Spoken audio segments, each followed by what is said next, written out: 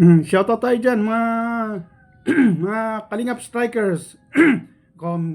Kay Miss Laila Sheena, kay Ma'am Jima, kay Ma'am Teresita Carter.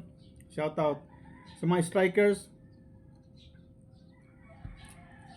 Kay Cell TV, kay Banat Glow, Hayat Zamora, Hasa, Kaberks TV. Ayan. Sa mga pangalan lang, wala nang mga ano-ano pa para medyo mabilis kasi reaction video lang to. Kay Kuya Bal Santos Matubang, Ate Edna Vlogs, Kalinga Prab, sa pamilya ni Kalinga Prab, sa buong pamilya nyo, Matubang family, shoutout sa inyo dyan. Tuloy-tuloy tayo, parto tayo kay Buang TV. Araw-arawin natin to. At puro reaction video tayo dito. Naka-live siya. Pagkakakitaan ko rin siya. Sa Manila. Samantala, itong si Engineer Ruel Lipat. Live ito. Doon. Ito si Engineer Ruel Lipat from Colorado, US of A. Nakarating dito sa Dait. Di ako naman, siyempre. Ewan ko sa'yo. Hindi ba pwede i-forward to? Ay, wag na. Mamaya na nga lang. Parinig pa ba natin? Sige, i-forward natin. Pabayaan natin mag-ano. Hinalang natin. Santos ng araw, gigil makarating sa Dait. Ang lakit ng pakiangkiang. Nagmaniho ako 10 oras from Manila to Dait. Pagdating sa actual na event, ay ito na po ang ating ninong at ninang. Si Dalmacia, si Iska, si Istong, si Kulas, si Mari. Ano daw? Wala na to. Nonsense ka na. Boy, buang. Kaya kita mo? Paano natin itatapik pa tong anong to? Kaya kita mo, wala na, buang na. Kung saan nakarating, boy buang. Ano ka na? Pakiangkiang ako. Anong pakiangkiang? Ang ganda nga ng dating ko doon. Nagpapalakpakan niya yung iba. Nung mapanood ako, yung iba naiiyak. Habang naglalakad ako, yung iba napagkamalan pa ako si Philip Salvador. Yung iba napagkamalan ako si Jerry Crabal. Ganun ang mga dating ko doon. Tapos sasabihin pakiangkiang. Ewan ko sa'yo.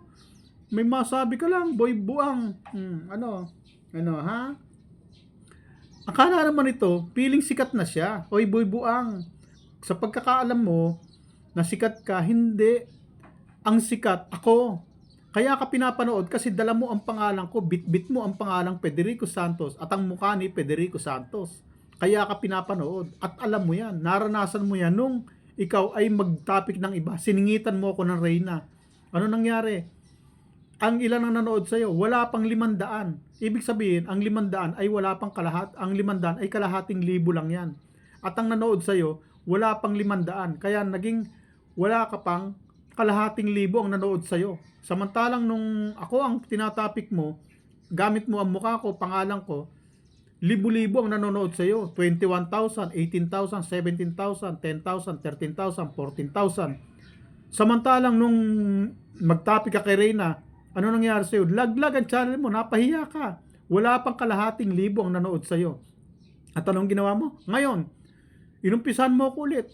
May part 1 ka at sigurado may part 2 ka pa. Ito part 2 na to ngayon eh. Kaya ako, may part 1 ako, may part 2 din sa iyo. Ngayon, ito. Anong topic mo?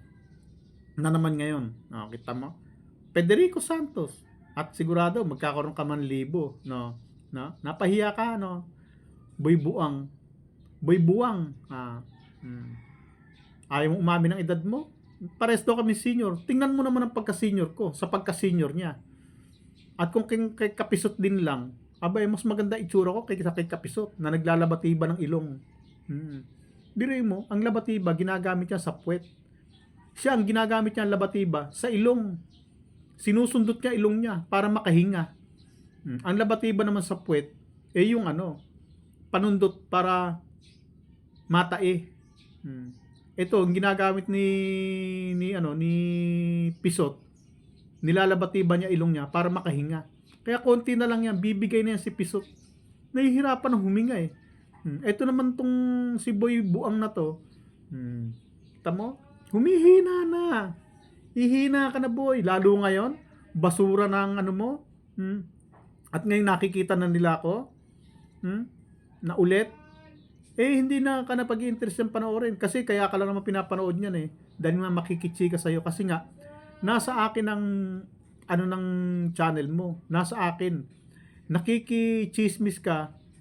Nakikichismis sila sa'yo para maka-update sila sa akin. Kasi ikaw ang nag-update. Ikaw ang kung gumagamit ng pangalan ko at ng mukha ko, nandyan ang mga viewers ng Anti-Kalingap kasi interesado sila sa akin kung ano ang sasabihin mo tungkol sa akin.